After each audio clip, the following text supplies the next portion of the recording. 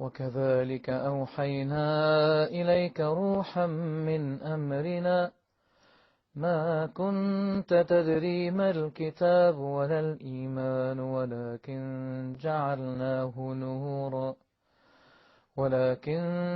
جعلناه نورا نهدي به من نشاء من عبادنا وإنك لتهدي إلى صراط مستقيم صراط الله الذي له ما في السماوات وما في الأرض ألا إلى الله تصير الأمور.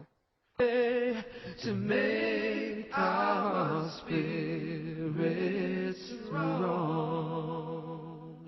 Assalamu alaikum wa rahmatullahi wa barakatuh. Welcome to Inspirations. Now this is a new episode in which we will talk more about the life of Muhammad sallallahu alayhi wa sallam.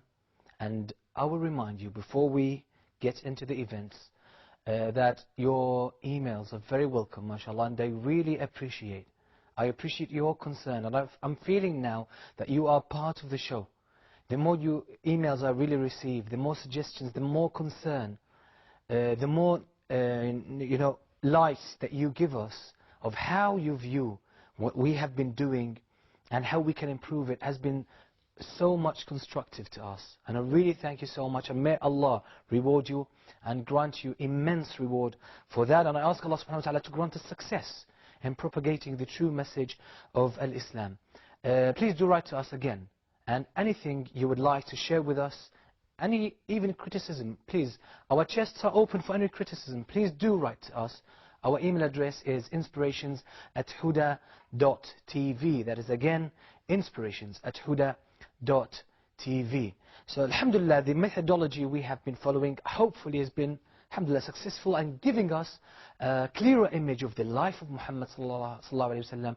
It is actually, I'm feeling personally that it's helping us really get ourselves personally involved in the events of the Seerah of the Prophet sallallahu alayhi wa sallam. We talked last week about the birth of the Prophet sallallahu alayhi wa sallam and the issue of celebrating his birth, and we mentioned how we can rightfully and correctly observe the birthday of the Prophet sallallahu alayhi wa sallam according to the Sunnah, not according to the innovation and the bid'ah. And we talked about how the Jews knew that the Prophet sallallahu alayhi wa sallam was born, and they knew the mark that Allah, or the sign that Allah gave them for his birth.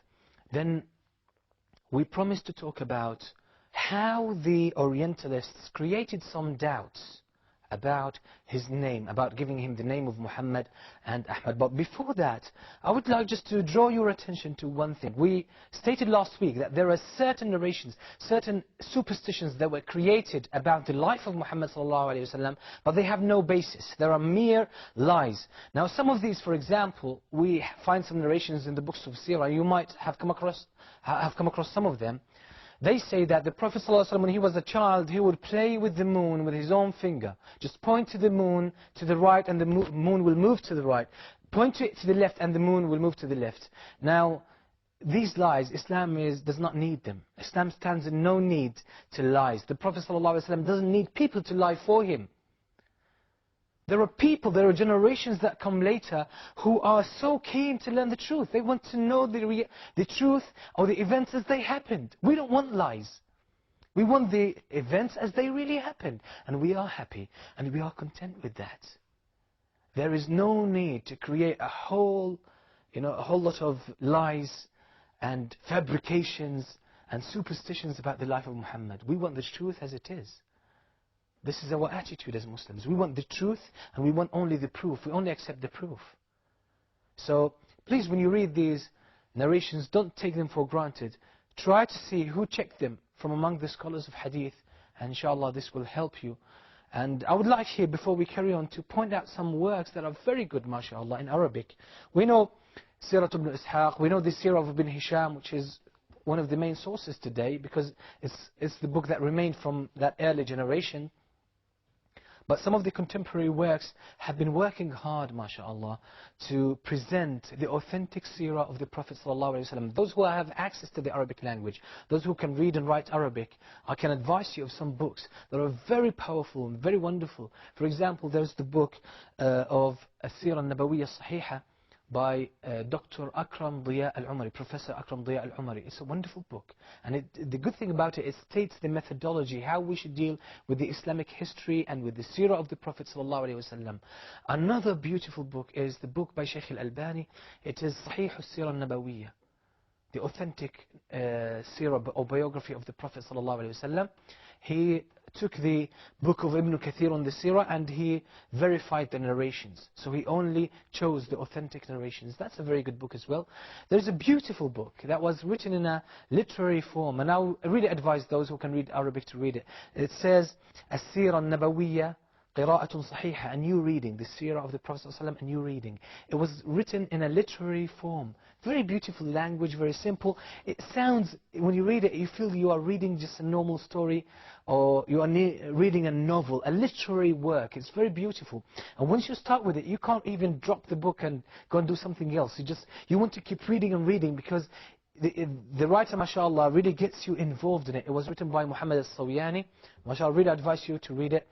For our English readers, mashallah, you know the book Al-Rahiq al-Makhtum, the Sealed Nectar. Although the Shaykh al-Mubarak-Furi, may Allah have mercy on him, he did not make a condition for himself to only mention the authentic narrations, but the way he put the events together is very beautiful, is very nice.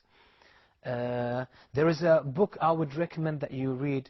It's called Seeratul Nabi, or Seeratul Rasul and the Orientalists. It was written by Muhammad Muhar Ali. It's published by King Fahad Complex for the printing of the Quran. This book is powerful, mashallah, very strong, although I wish that the author had or could have replied to the Orientalists from a hadith point of view, from the scholars of hadith point of view, because so much of the narrations the Orientalists depend on are weak and fabricated narrations. He took a lot of pains to refute them logically, and by comparing different narrations, and by even revealing and exposing the discrepancy in their own writings. Mashallah, he has done a wonderful job. But some of the doubts he had to deal with, they could have been easily wiped off by just proving, according to the science of hadith, that these hadiths are fabricated, because the narrators are liars, very well-known liars, outright liars. So there's no need to take more pains and try to show the discrepancy and the incongruency in some narrations. So, but alhamdulillah, it's a wonderful book. It's 2 volumes. I really advise you. And you can actually download it free from the internet.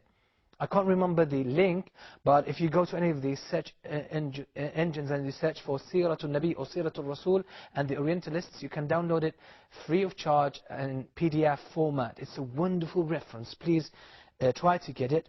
Either the hard copy or the soft copy, they are very important. I believe every Muslim intellectual should have this in his own library. Now, what do the Orientalists have to say about the birth or about the name of the Prophet ﷺ? The first thing I would like to bring to attention is that one of the Orientalists, an Austrian Orientalist, Springer actually, he says that Muhammad ﷺ wasn't named Muhammad. He adopted the name Muhammad or Ahmad later on in his life. Later on in his life. He himself adopted that name. He wasn't given the name by his grandfather or by his mother. No, he actually adopted the name later on because he noticed there was some reference to this name in the early revelations, the books of the Jews and the Christians. He doesn't provide any authentic or any substantiated proof for that. The only proof he tries to substantiate this view with is a narration that he takes from Seerah al-Halabiyya. Seerah al-Halabiyya is a book on the seerah of the Prophet ﷺ, written about 500 years ago by one of the Muslim scholars, but it contains a lot of weak narrations, a lot of fabricated narrations, and some authentic narrations. He tried to collect most of the narrations that he could get on the seerah of the Prophet ﷺ, regardless of their authenticity. So the narration this Orientalist gets is a narration that suggests that Muhammad sallallahu alaihi wasallam, or before 3 years before the birth of Muhammad sallallahu alaihi wasallam, Abdul Muttalib had a son. His name was Qutham. Qutham died 3 years before or prior to the death or prior to the birth of Muhammad sallallahu alaihi wasallam. Abdul Muttalib was very troubled by the death of his son Qutham, to the extent that 3 years later, when Muhammad sallallahu alaihi wasallam was born, Abdul Muttalib decided to name him Qutham after his late child. But now this is the narration that Springer uses to substantiate his points. Then he goes on to build on it that Muhammad sallallahu alaihi wasallam was named Qutham, and he lived among his people known as Qutham. Then later on, in a later stage of his life, he adopted the name Muhammad due to certain reasons. Now the thing is, as I said and repeatedly, that these people are taking advantage that most of their readers don't have access to the Arabic language and to the Arabic books. So when they mentioned these doubts and these lies, they were sort of confident that their people won't get to know the truth. Subhanallah.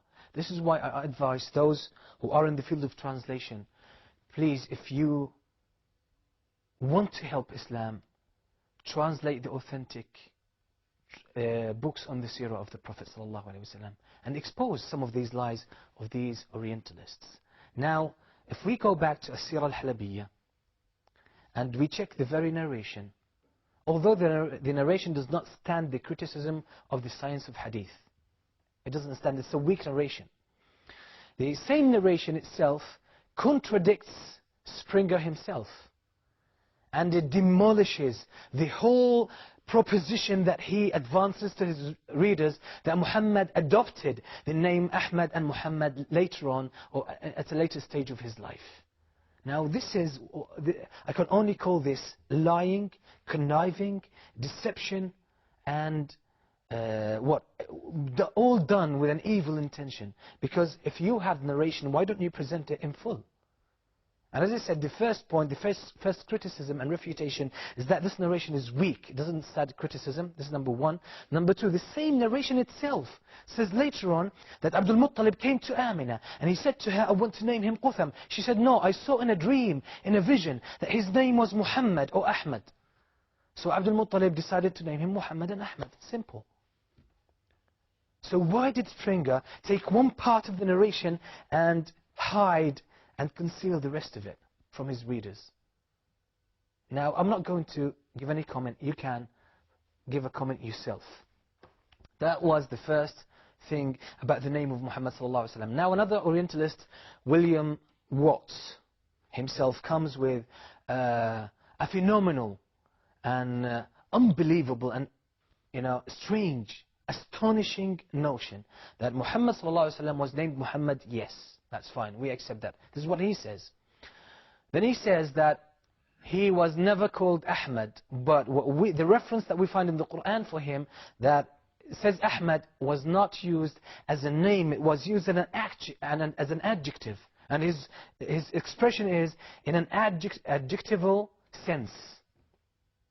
So Ahmad was an adjective. Muhammad sallallahu alaihi wasallam was referred to in the Quran as Ahmad.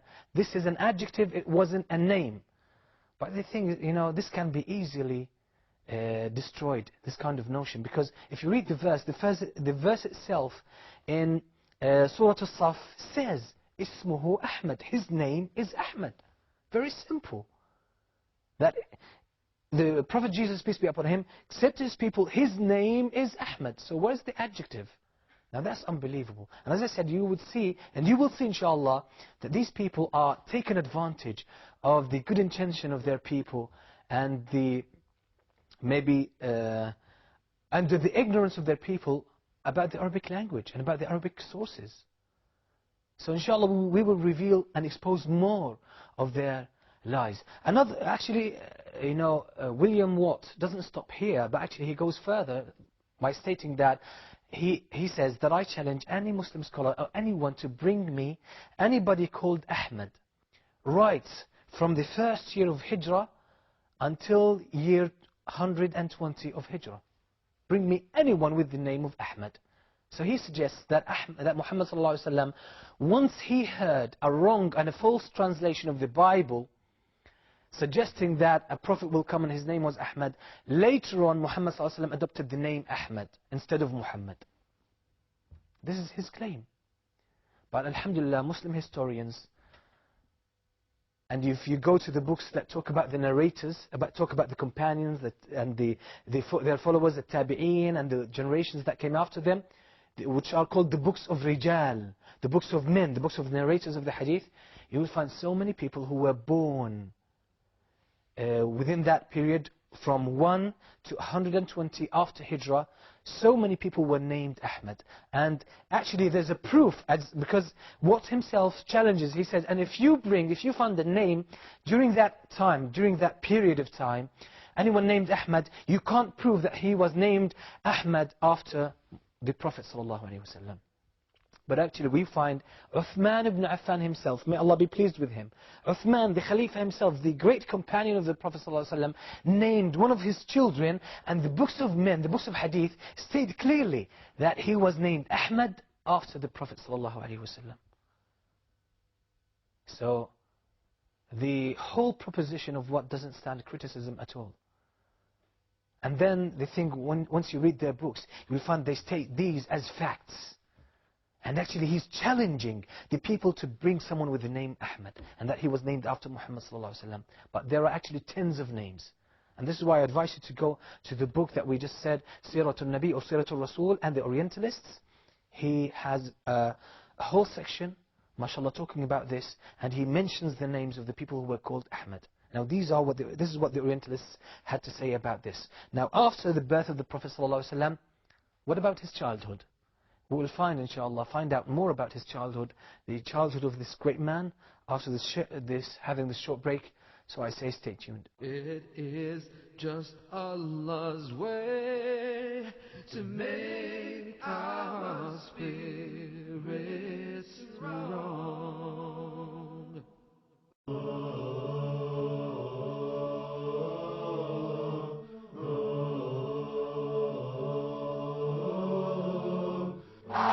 Ask Huda is going to be changing its days. So we're moving from Friday to Sunday. So Ask Huda is now going to be on Sundays and on Tuesdays from 15th of April 2008. So put it in your diary, Ask Huda on Sundays and Tuesdays. Stay with us on Huda TV, a light in every home.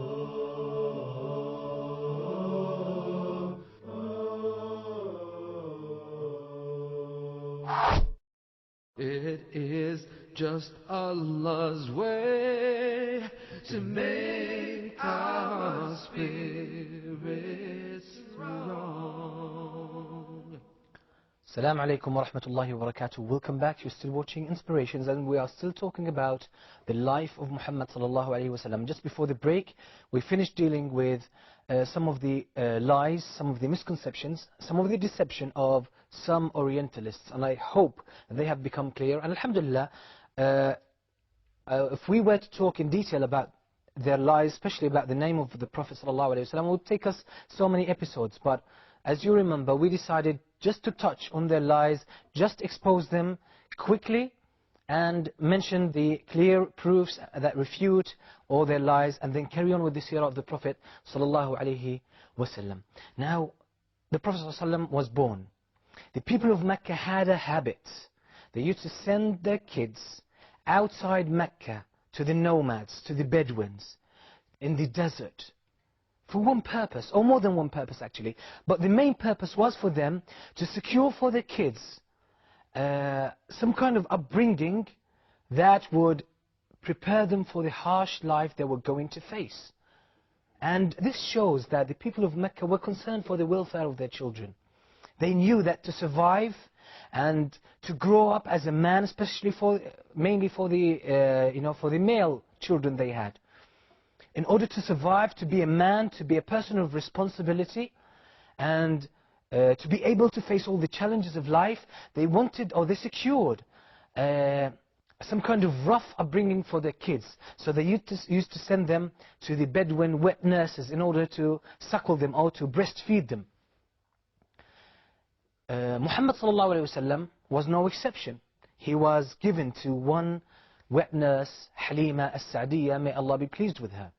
And she breastfed the Prophet ﷺ, and he spent there about 3 to 4 years with Halima as-Sa'diyya in the desert. Now, this actually, a lesson we can take from this is to be concerned for our kids as well. Now, what would happen to a child in the desert with these people? First of all, they would get fresh air. Unlike Mecca, because Mecca was somehow congested compared to the desert. And there were people coming from different parts of the world, different parts of the Arabian Peninsula. And they would carry with them diseases and plagues. So to secure a healthy surrounding, a healthy environment for the kids, the Meccans used to send their kids to the desert in order to be brought up, especially the first 3 or 4 years of their lives. That's number one, to secure fresh air and a healthy environment and surrounding. Second thing would be, is for them to have fresh food, because the food was milk right from the sheep, and they would eat fresh meat as well, dates. That was the whole thing. A third purpose would be, because the kids there would look after the sheep after they could, like for example, walk and manage their bodies, maybe at the age of 2 or 3, they would start helping their foster mothers with looking after the sheep and the herds of sheep and grazing the sheep. So that would actually teach them to take responsibility. Responsibility first of themselves and responsibility of the sheep themselves. So that was some kind of upbringing that the Meccans preferred for the children in order to teach them as well self-reliance, to be away from their parents and their grandparents so they won't be spoiled. And now we can take a lesson from that we should be concerned for the welfare of our children and our kids. So many people today, especially among the Muslims, they believe if they want to be good to their kids, they should spoil them, give them everything they wanted. Now, this is not actually a good upbringing. If you are really concerned for your child, you have to be reasonable. Please, this is a wish that I would like really the Muslims to take earnestly. Don't spoil your children. Teach them the reality of this life. Because so many of our younger generation are growing up with the notion that this life is all about enjoyment. I'm a child, I have to get everything I want. When I grow up, I will face life. But as long as I'm a child, I have to get everything I want. You have to listen to what I want. You have to give me everything I want. Now, this is not a good attitude, because if a child grows up this way, he will be broken. And he will be disappointed when he takes up the responsibility of a grown-up man or a grown-up woman. We have to teach a child the reality of this life. The reality of this life, we have to feed them that with the milk they drink. We have to teach them that this life is a test. We have to tell them why Allah created us. We have to tell them to give, not to take. We have to tell them to share the good things they have. We have to teach them to give love to others, to be concerned for the others, because the first years of the person's life, they determine the rest of his life. They determine how he or she will be, how they will carry themselves in this life, throughout this life, in this journey. So please be concerned for your kids. Don't lie to them and give them the impression that life is all about, taking what you want, achieving the best status, achieving money, and satisfying your needs and your desires, and being only concerned about yourself. No. Be honest. Be good to your child. Be concerned with your child that you teach him the truth about this life. And don't think kids are unable to understand what this life is all about. They have the ability. By the way, the kids understand far more than what we think. But the thing is, they still don't have the tools to express themselves. They don't have the tools to show how much understanding they have. So when you speak to your child, speak to them as a human being who has his or her own understanding. Respect them, show them respect, teach them respect of themselves and others, and treat them as proper human beings, and teach them the reality of this life. Don't say they are kids, they don't understand. When they grow up, we will teach them that. No, it's not going to work out like that. Because what you teach them in their early years will remain with them for the rest of their lives. And if they want to change, if they come to know the reality of this life later on, they will have to go through so many struggles to teach themselves the reality of this life, of this world. Believe me, most of our teenagers, most of our young generation who are in their teens and in their 20s, they suffer a lot to get rid of the shackles, get rid of the wrong understanding that we have instilled in their brains when they were 1 year, 2 year, 3 year old children. So why don't we give them the correct understanding right from childhood? Give it to them with milk. Don't spoil your children. Show them love. Show them affection. Show them respect. But at the same time, teach them responsibility. Teach them to be constructive. Teach them that they should give their contributions to humanity, contributions to Islam. When a child grows with a sense of responsibility, they won't have to go through the symptoms, through the pitfalls of a teenage average life. They will be stronger characters, and we can help them with that. So this is what the Meccans understood fully. This is why they gave their children, and they secured to their children this kind of upbringing. Maybe somebody would say, that's very harsh to take the child out, away from his mother, and away from his family, away from his grandfather and grandmother. Well, maybe that was harsh, but that was suitable for their atmosphere, suitable for their lifestyle. And we have to find a way that is suitable to our lifestyle, that would not jeopardize the child's welfare, the child's mentality, and the child's character. So inshallah, I hope that we understand this point, and we can bring and introduce to humanity and to Islam a strong generation, not spoiled generation. The thing is that when you look at the young generation, you feel, especially the men, the young men, you feel they're more feminine than even women. This is the result of spoiling our children and thinking that we are being good to them. No, being good to them is being honest to them. And it is preparing them for this life, to pass the test of this life, and to make their sights and their hearts attached to paradise, attached to Allah subhanahu wa ta'ala. So Muhammad sallallahu alaihi wasallam, once he was first born, he was breastfed by his mother and by the servant, the maid that they had, the female servant, who was called Ayman. And what a great person Ayman was. Ayman embraced Islam later on, and she survived actually even after the death of the Prophet ﷺ. And she was the woman who Umar ibn Khattab, Abu Bakr and Umar ibn Khattab came to her, and they found her weeping and crying, and they asked her, why are you crying? She said, they said to her, well, the Prophet ﷺ is now with Allah. It's better for him than being with us. She said, I'm not weeping because of that. I'm weeping because there will be no revelation coming to the earth after this point. So this was the same mother, Ayman. She breastfed the Prophet ﷺ. And there was a third mother who breastfed the Prophet ﷺ. She was Thuwayba, the slave girl of Abu Lahab, who freed her because she brought to him the good news that Muhammad was born. So Thuwayba as well breastfed him. Now there were so many narrations talking about the wet nurses coming to Mecca, swarming Mecca to take children in order to breastfeed them and take them to their lands. These narrations, most of them are not authentic, because there's a narration that says most of them rejected Muhammad sallallahu alaihi wasallam because he was poor, because his family was poor. But we know that Abdul Muttalib was somehow wealthy. He had high status in Mecca, and he used to feed the pilgrims and provide them with drink and food. So it seems that he was a rich man.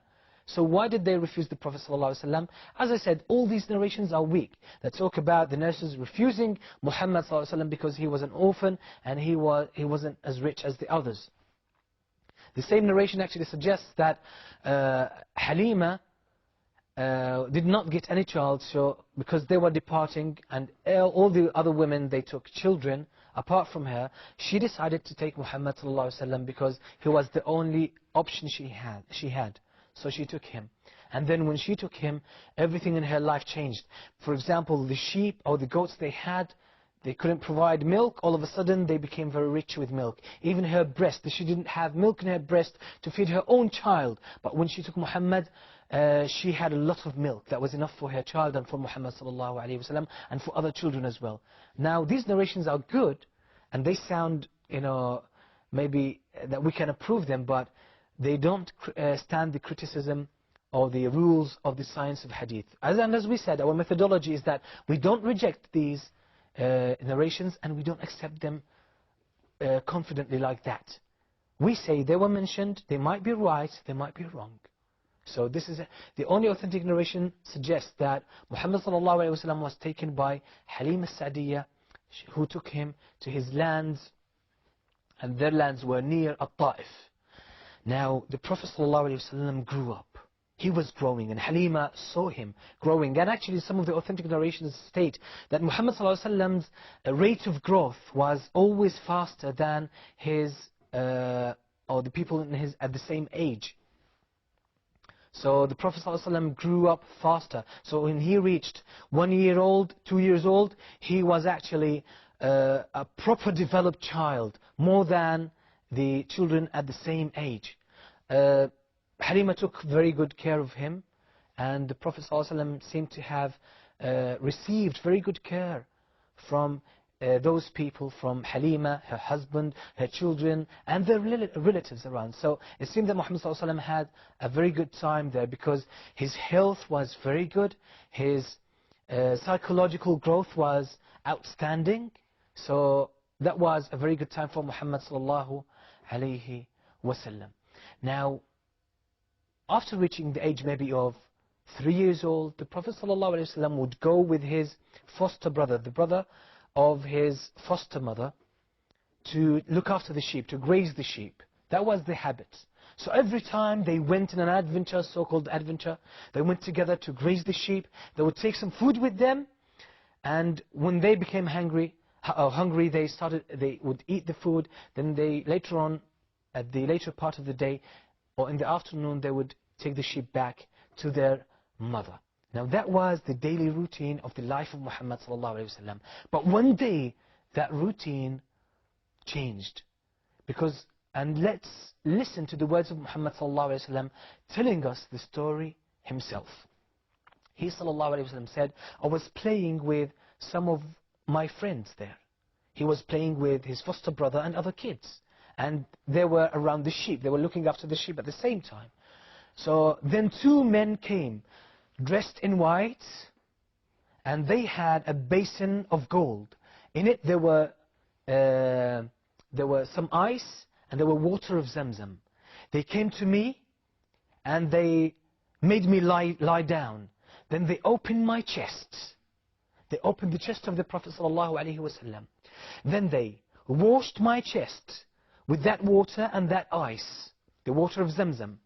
Then they took my heart out of my chest. They opened my heart with a knife. Then one of them took out of my heart a clot, a blood clot, a black clot. And he said, this is the portion of shaitan. And he threw it away. Then he washed my heart with the water of Zamzam. Then he stitched it again. He brought it back to normal. He put it in my chest. Then they washed all my chest and all my abdomen with that water. And then one of them said to the other, stitch his chest or his abdomen. And they closed my skin or my chest, and they stitched that opening or that operation that they made. Then one of them said to the other, weigh him against 10 of his ummah, 10 among his nation. So I overweighed them, or I outweighed them. So he said, okay, weigh him against 100 of his nation. He weighed me against 100 of my nation, and I outweighed them. He said, okay, weigh him against 1,000 of his nation. So he weighed Muhammad sallallahu alaihi wasallam against 1,000 of his nation. He said, I outweighed them. So the other one said to him, okay, leave him alone. Even if you weigh him against all of his nation, all of his ummah, he would outweigh them. Now that's the Prophet sallallahu alaihi wasallam. Outweigh them. It actually refers, it's a symbol and refers to the fact that the Prophet ﷺ would bring a change to humanity that no other human being would ever bring. not even the whole of humanity, will bring a change to the earth or to the whole of humanity like this man in his own, Muhammad sallallahu alayhi wasallam. What happened after this event? This is something we'll find out and we will discuss after the short break, so stay with us. It is just Allah's way to make our spirits strong.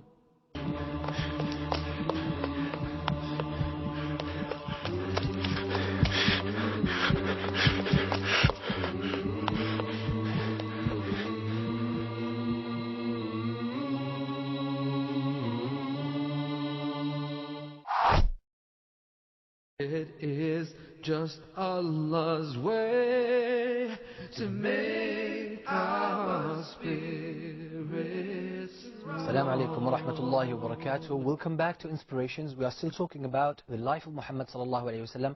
We just finished discussing or talking about the event of the opening of his chest. Now before we get to see what we have to say about this, I would like to remind you to write to us. Please do write to us. Your emails have been very constructive, and may Allah reward you for that. Our email address will appear on the screen. It is inspirations@huda.tv. Again, it is inspirations@huda.tv. Do write to us. You are all welcome to write. No matter what you write to us, inshallah, we will try to benefit from it. So this event that happened with the Prophet ﷺ, that his chest was opened, and it was washed with the water of Zamzam and with ice.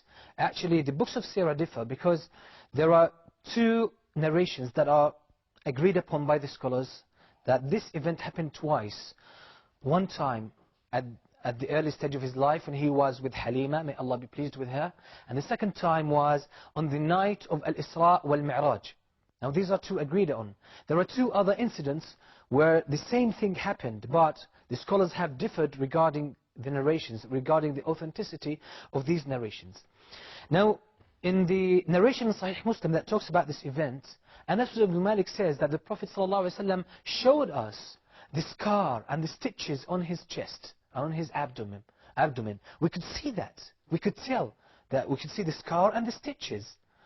Now the thing is, how did the early Muslims respond to this? That was something strange. They didn't have any operations. They didn't have an open heart operation. They didn't know about this.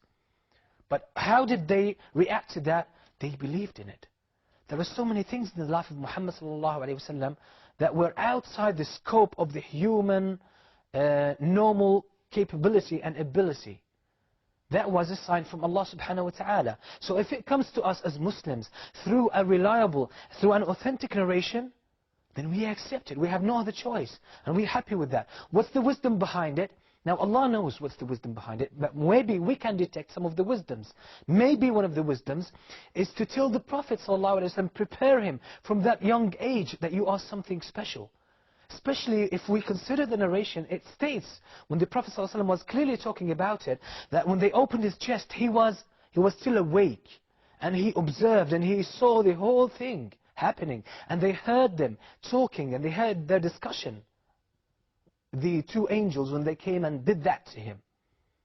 So one wisdom that we can detect is that Allah subhanahu wa ta'ala was preparing the Prophet ﷺ psychologically that you are different, that you are something special, that you have a mission, and that you have been purified from inside, and the portion of shaitan was taken out of your heart.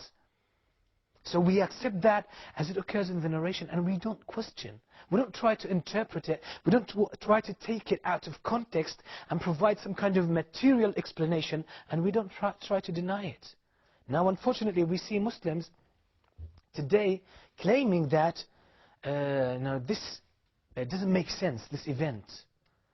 It doesn't make sense. Subhanallah, now we are trying to squeeze the religion and force it or push it inside a box, the box of our limitations, the box of our deficient senses and deficient intelligence. This is something that was reported to us through these through authentic narrations. Some Muslims actually, who claim to be intellectuals, they say this was a dream, it wasn't a reality. Subhanallah, dream. Now, how did, if it were a dream, how did the companions see the scar and the stitches on the abdomen of the Prophet ﷺ? If it were a dream, how did the friends who were playing with the Prophet ﷺ at that young age, why did they run to his mother? Because that was the thing that happened after that. They ran to his foster mother saying Muhammad was killed. Muhammad was killed. And she rushed to see what happened to Muhammad, because he was a trust. She was entrusted with Muhammad. She should take care of him. So, was all of this a dream? All these people who saw the event, how was that a dream? Did Muhammad ﷺ, put all these people inside his subconsciousness in order for them to see what happened? Now, if a narration comes and it's authentic, we take it, we accept it as it is. We don't play with it. This is our attitude as Muslims. This is the meaning of submission. This is the meaning of Islam. Islam is submission. We submit to that. We accept it. And we are happy with that. And we know that it happened as it was mentioned in the narration. And we have no doubt about that. There's no need to provide some kind of strange explanation for that. Now, what was the attitude of the Orientalists on this? The Orientalists, it started actually with the Greek. They said that this was a fit of epilepsy, actually. It wasn't a reality. Now, Orientalists were very happy with that, and they took it, and they said, okay, actually, this event was epilepsy, and Muhammad was a person who suffered from epilepsy throughout his life, and this fit of epilepsy developed with him and evolved until he thought that it was inspiration, and it was revelation from God. This is how they do away with the whole concept of revelation. Now, epilepsy, if someone is epileptic, this affects his body. And doctors all know about this, that when someone has epilepsy, the more epilepsy he has, the more fits he has, the weaker his body will degenerate.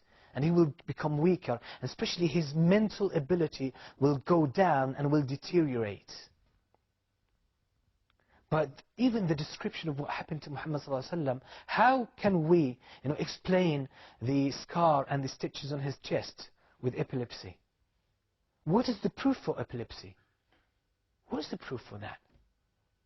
Even the description of the times when the Prophet ﷺ received the revelation, it has no connection to the symptoms of epilepsy, of any fits of epilepsy. Where did these people come with this from? It's all lies. And I know where it comes from. You know where it comes from?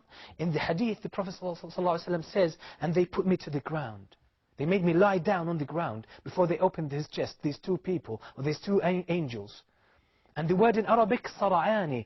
Sara', the word sara' in Arabic means to put someone to the ground. This is where the word musara'a comes from. Wrestling in Arabic means musara'a. Musara'a means wrestling, that someone will put the other one to the ground. So if you put someone to the ground, we say sara'ahu. He put him to the ground. And unfortunately, in modern usage of the word has become used for the fits of epilepsy. We call nawbatu sara'. Sara' is epilepsy in today's Arabic. And I believe this is where the Orientalists went wrong. They translated the word sara'ahu, they put him to the ground, with epilepsy. Yes, they translated the word as epilepsy.